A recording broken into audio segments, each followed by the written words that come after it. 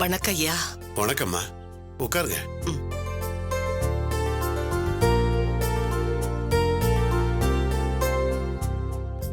முதல்ல ஐயாவை பார்த்து கொடுத்துடலாம். சரிங்க. வாங்க. வணக்கம் ஐயா. வணக்கம். இன்னைக்கு எங்களுக்கு கல்யாண நாள். அப்படியா? ஆசீர்வாதம் பண்ணுங்க. எழுதுருங்க, நல்லா இருங்க. இந்தாங்க. இன்னைக்கு இங்க எல்லாருக்கும் ஸ்பெஷலா ஆர்டர் பண்ணிருக்கோம். ரொம்ப சந்தோஷம்மா. அவங்களுக்கு கொடுங்க, புதுசா இங்க வந்திருக்காங்க. கண்டிப்பாங்க. சரிங்க. வணக்கம்மா. வணக்கம். வணக்கம்மா. வணக்கம். இன்னைக்கு எங்க கல்யாண நாள். ஆசீர்வாதம் பண்ணுங்கம்மா. கல்யாண நாள் அதுவுமா உங்களை பார்த்திருக்கேன். எந்த குறையும் இல்லாம நீங்க சந்தோஷமா இருக்கணும். உங்களை மாதிரி பெரியவங்க ஆசீர்வாதம் இருந்தா அதுவே எங்களுக்கு போதும். ஏப்பா, இவ்வளவு நல்ல பிள்ளையா இருக்கே, நீ போய் இந்த மாதிரி இடத்துல விட்டுட்டு போலாமா? நானும் எவ்வளவோ சொல்லி பார்த்துட்டேன், கேட்க மாட்டேங்கிறாரு. எங்களுக்கு எல்லாமே இவர்தான். இன்னைக்கு நானும் என் வீட்டுக்காரையும் உயிரோட இருக்கோம்னா அதுக்கு சார் தான் காரணம். சாரா? அப்ப இவர் உங்களுக்கு சொந்தம் இல்லையா? சாமிக்கு நமக்கும் தொப்புள் கொடி உறவு இல்லதான். அதனால நாம வேற சாமி வேறன்னு சொல்லிட முடியுமா?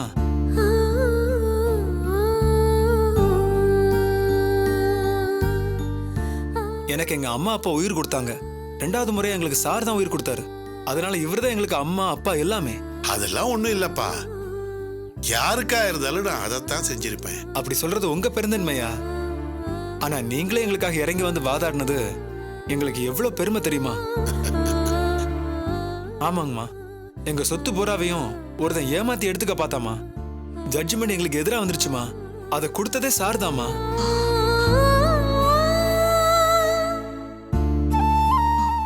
கடைசியில தான் அது எங்களுக்கு சேர வேண்டிய சொத்துன்னு சாருக்கு தெரிய வந்தது.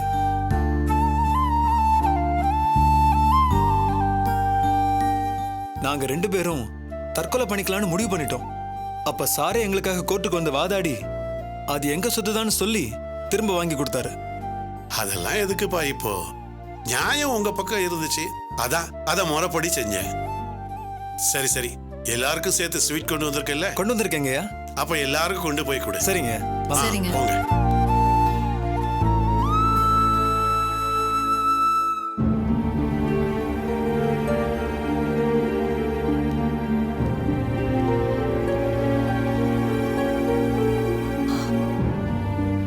ஐயா, யாருக்கு நியாயம் கிடைக்கிறதா இருந்தாலும் நீங்க வந்து பேசுவீங்கல்ல.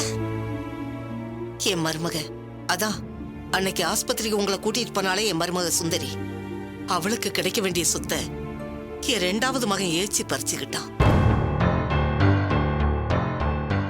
அன்னைக்கு நானும் அவனுக்கு உடந்தையா இருந்தேன். ஏன்னா அப்ப என் மனசுல சுந்தரிய பத்தி தப்பா சொல்லி வச்சிருந்தான் என் பிள்ளை.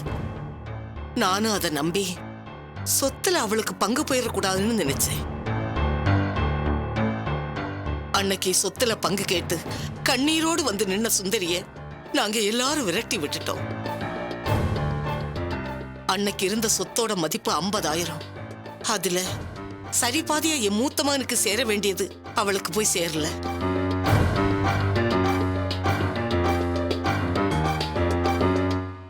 அந்த பணத்தை வச்சுதான் என் சின்ன மகன் தொழில் ஆரம்பிச்சு இன்னைக்கு வாழாத வாழ்க்கையை வாழ்ந்துட்டு இருக்கான். இப்ப அவன் வச்சிருக்கிறது என் மூத்த மருமகளுக்கு கொடுக்க முடியாதுன்னு சொன்ன பணம். ஐயா, நீங்க தான் ஐயா எப்படியாவது அதை மீட்டி அவளுக்கு கொடுக்கணும். உங்களை கையெடுத்து கும்பிடுறேன் ஐயா.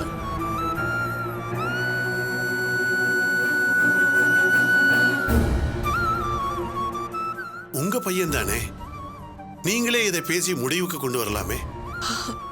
அதை பேச போனதுக்காக தான் நான் இங்க இருக்கேன் ஐயா. இப்ப நான் கொஞ்ச நாளா என் மூத்த மருமகள்கிட்ட தான் இருந்தேன். எங்க நான் அங்க இருந்தா கேஸ் இவனுக்கு எதிராக தீர்ப்பு வந்துருமோன்னு பயந்து போய் அவனே கவனிச்சுக்கிற மாதிரி என்ன இங்க கொண்டு வந்து விட்டுட்டு போயிட்டாயா. அந்த அளவுக்கு திட்டம் போடுற ஆளா அவரு? ஆமாங்க ஐயா, என் மூத்த மருமகளை வாழ விடக்கூடாதுன்னு கங்கணம் கட்டிக்கிட்டு அலையிற ஐயா. பாவங்க ஐயாவா, அவளுக்கு சூதுவாது எதுவும் தெரியாது. இப்ப கூட அவகிட்ட போய் சொன்னா அந்த சொத்து போனா போது அவரே வச்சுக்கிட்டு தான் சொல்லுவா. ஆனா அவளுக்கு 3 பிள்ளைங்க ஐயா, ரொம்ப கஷ்டத்துல இருக்கா.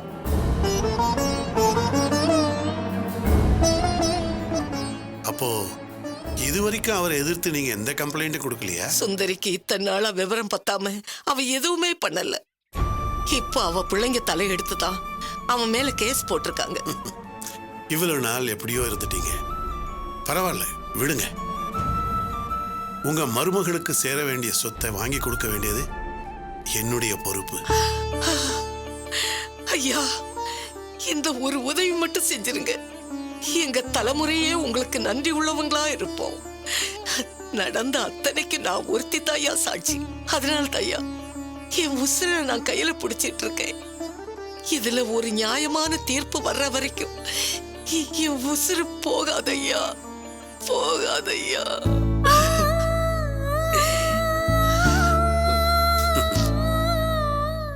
கவலைப்படாதீங்க, நியாயம் என்னைக்கும் தோத்து போகாது.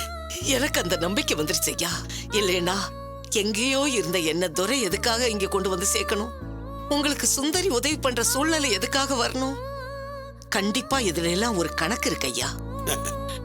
தப்பு செஞ்ச நீங்களே நியாயம் கிடைக்கணும்னு போராட வந்திருக்கீங்கல்ல, நிச்சயம் நல்லதே நடக்கும். தைரியமா இருக்கு. ரொம்ப நன்றிங்க ஐயா.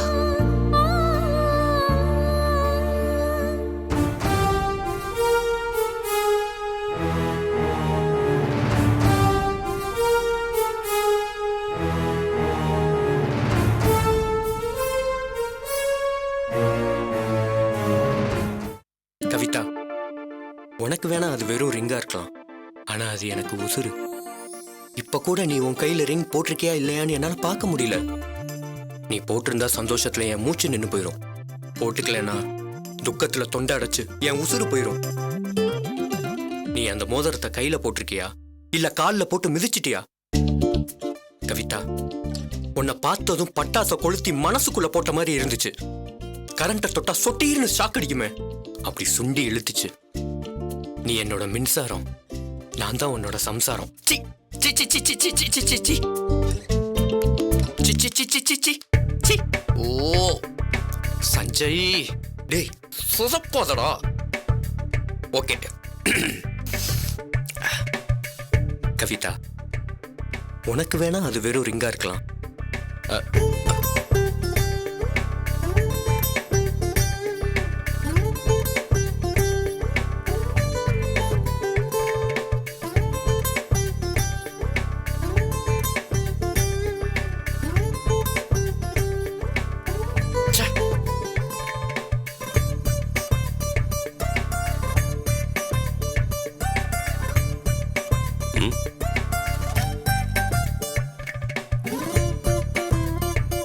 என்னம்மா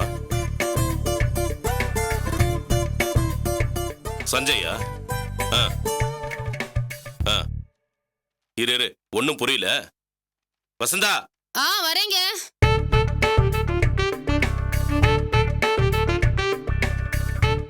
என்னங்க? நம்ம பொண்ணு என்னமோ சொல்றா, எனக்கு புரியல, என்னன்னு கேளு. என்னடி?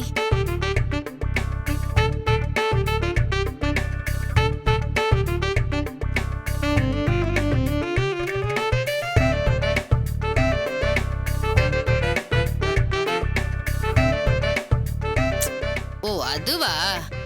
அந்த திட்டத்தை போட்டு கொடுத்ததே நான் தாங்க.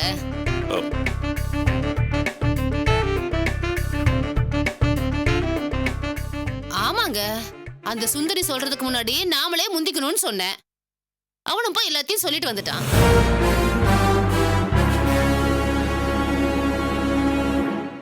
நான் தான் நேத்தே கவிதாக்கு போன் பண்ண சொல்லி பேசி ஒன்னும் பிரச்சனை இல்லடா, அவன் நல்லா தான் பேசினான்னு சொன்னனே, அப்புறம் என்ன வாண்டி அவனுக்கு?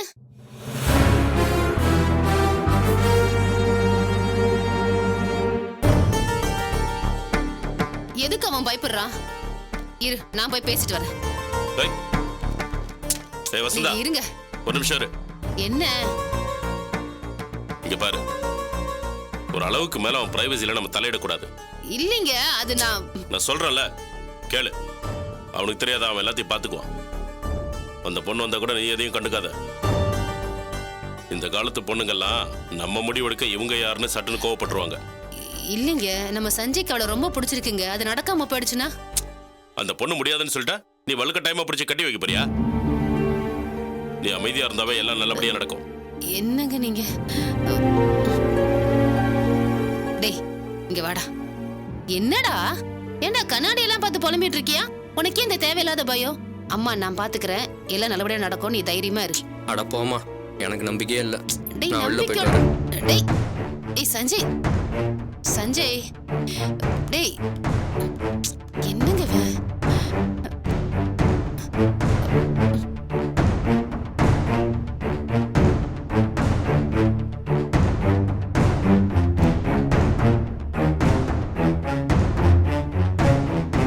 என்னங்க ம் ஒருவேளை கோவமா இருக்காளோ? நீ சும்மா இருக்கியா? கோவமா இருந்தா அந்த பொண்ணு வேலைக்கே வந்திருக்காது. டேய் இங்க ஏன்டா நிக்கிற? போடா உள்ள. பயமா இருக்குமா? போய் பேசுடா, போடா போடா போடா.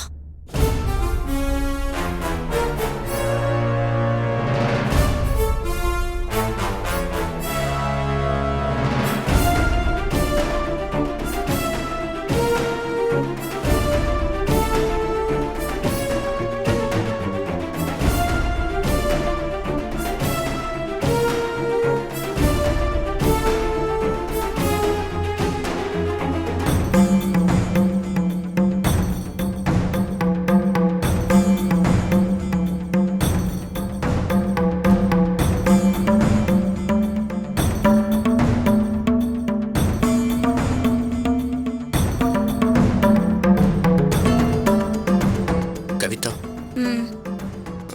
என் மேல கோவமா? ஆமா.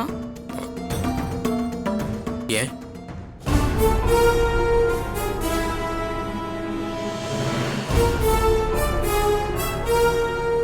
மனசுக்கு பிடிச்சது, அதான் உனக்கு பிடிச்சிருக்கான்னு கேட்டேன். சுத்தமா பிடிக்கல.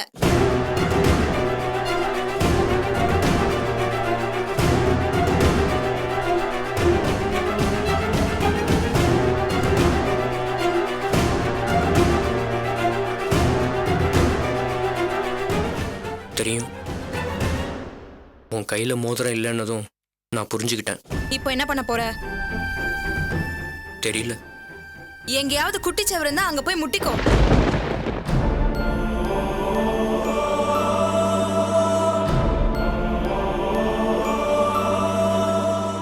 பின்ன விரலை விட பெரிய சைஸ் மோதிரம் வாங்கிட்டு வந்தா எப்படி போடுறதா?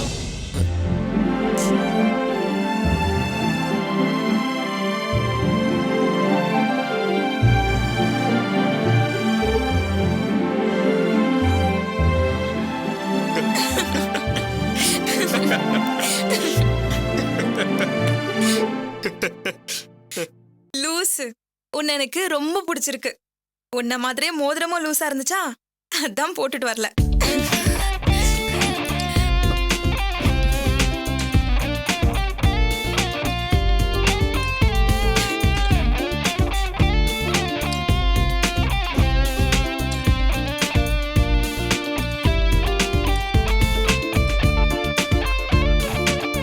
தேங்க்ஸ் கவிதா, ரொம்ப தேங்க்ஸ். ஆமா, உண்மையாவே மோதிரம் எனக்காக தான் வாங்கினியா இல்ல வேற யாருக்காவது வாங்கினியா? சத்தியமா உனக்காக தான் வாங்கினேன். அவசரத்துல அளவு தெரியல. அப்படியா? சரி பரவாயில்ல. சரி, மோதிரத்தை கொடு, நான் போய் மாத்திட்டு வந்துடுறேன். வேண்டாம், முதல்ல எனக்குன்னு எடுத்தது இதுவே இருக்கட்டும்.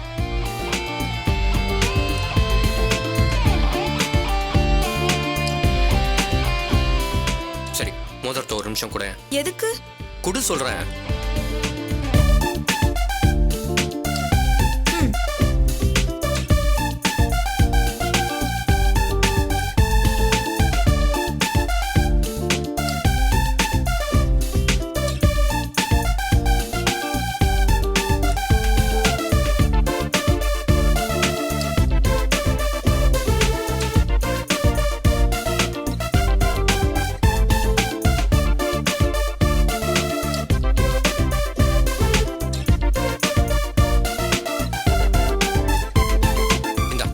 போட்டுக்கோ.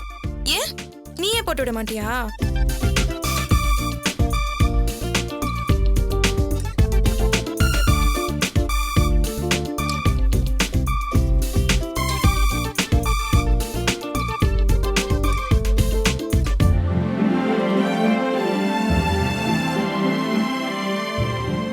I love you, Kavita.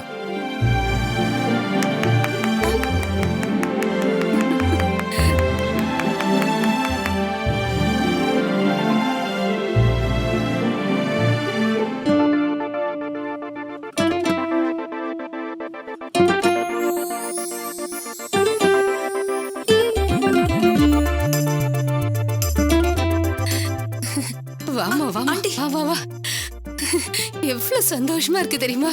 அம்மா என்னங்க நம்ம மருமகளை பாருங்க. ஆண்டி ஒரு நிமிஷம் வாங்க. என்னம்மா? வாங்க ஆண்டி. இங்க நில்லுங்க. என்ன ஆசீர்வாதம் பண்ணுங்க. ஐயா ஐயா நல்லா நல்லா இருமா, இருமா. நல்லா இரு. எழுந்துருமா நல்லா இருமா நல்லா இரு நல்லா இரு. இன்னைக்கு நாள் ரொம்ப நல்லா இருக்கு. அதனால இன்னைக்கு உன் கையால வீட்டுல விளக்கு ஐயோ ஏத்து. ஆண்டி எதுக்கு? வாமா வாடி வாடா வாமா வா.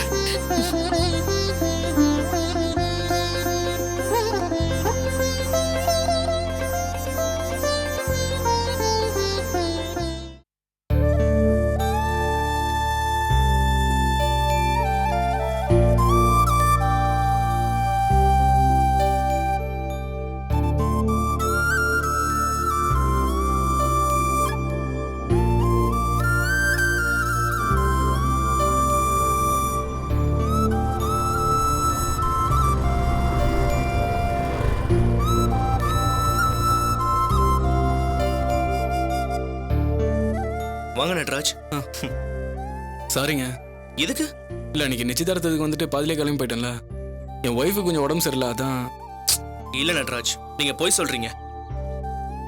போலீஸ்காரன் என்னடா பெருசா கண்டுபிடிச்சு கிழிச்சிட்டான்னு நீங்க நினைக்கலாம். இதை கண்டுபிடிக்க போலீஸா வேணும்?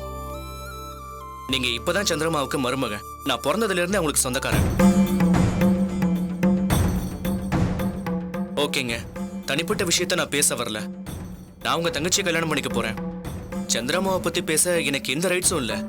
ஆனா உங்ககிட்ட பேச எனக்கு உரிமை இருக்கு. பேசுறது மட்டும் இல்ல, உங்க கூட சண்டை போடலான்னு தான் வந்திருக்கேன். சூர்யாவுக்காக சண்டை போட்டு ஜெயிச்சுதான் இன்னைக்கு கல்யாணம் வரைக்கும் வந்து நிக்கிறேன். அதே மாதிரி உங்க விஷயத்திலயும் கண்டிப்பா நான் ஜெயிப்பேன். நீங்களும் உங்கள் வீட்டில் இருக்கிறவங்களும் சூர்யா மேலே எவ்வளோ பாசம் வச்சுருக்கீங்கிறத கேள்விப்பட்டதுமே எனக்கு ரொம்ப சந்தோஷமாக இருந்துச்சுங்க. எங்கள் வீட்டில் சூர்யா தாங்க எங்கள் எல்லாருக்குமே செல்ல புள்ள. நான் தான் ஒரு சில நேரத்தில் புரியாமல் அவ கூட சண்டை போட்டிருக்கேன். அதுக்கெல்லாம் சேர்த்து வச்சு அவளுக்கு பெருசாக ஏதாவது நல்லது பண்ணணும். நீங்கள் அதுக்காக என் கூட சண்டைலாம் போட வேணாம். என்னன்னு மட்டும் சொல்லுங்கள், நான் கண்டிப்பாக அவளுக்காக விட்டு கொடுக்குறேன். இந்த பாசத்தை தவிர பெருசா நான் வேற என்னங்க கேட்ட போறேன்? நான் உங்ககிட்ட கேட்கறது ஒன்னே ஒண்ணுதான். நீங்க இந்த கல்யாணத்துக்கு கண்டிப்பா வரணும். உங்க ஒய்ஃப்க்கு உடம்பு சரியில்லாம போலாம், உங்க மாமியார ஹாஸ்பிட்டல்ல சேர்த்திருப்பாங்க. இப்படி திடீர்னு சொல்ல முடியாத பிரச்சனைகள்லாம் வரும். அதையெல்லாம் தூக்கி போட்டு நீங்க கண்டிப்பா என் கல்யாணத்துக்கு வரணும். உங்களால அட்லீஸ்ட் 2 மணி நேரமாவது என் கல்யாணத்துக்காக கொஞ்சம் ஒதுக்கி வைக்க முடியாதா?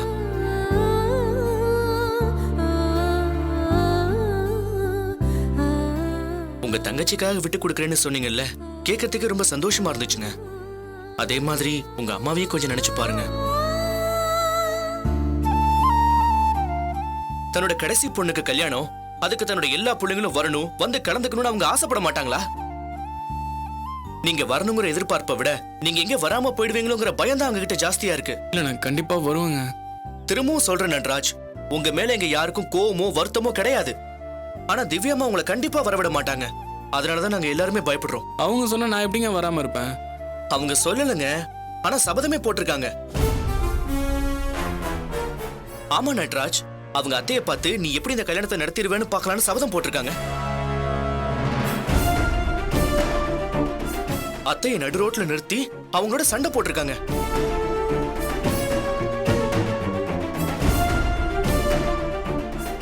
அவங்க ஏற்கனவே எங்க கிட்ட வந்து அந்த பொண்ணை நான் தான் உங்களுக்கு சொல்லிவிட்டேன், எனக்கு அந்த பொண்ணை பிடிக்கல, அதனால நீங்க சம்மதம் வச்சுக்க கூடாதுன்னு சொன்னாங்க.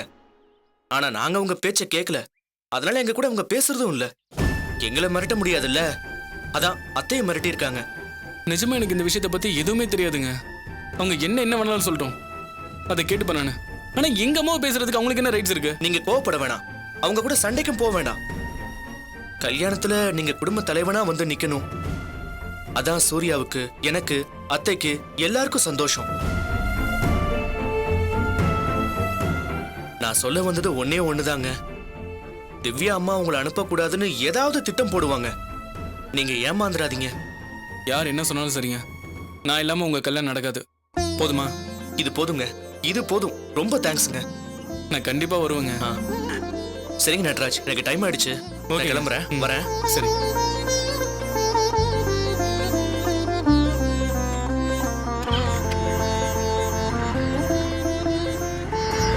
தேங்க்ஸ் நட்ராஜ் வரேன் வாங்க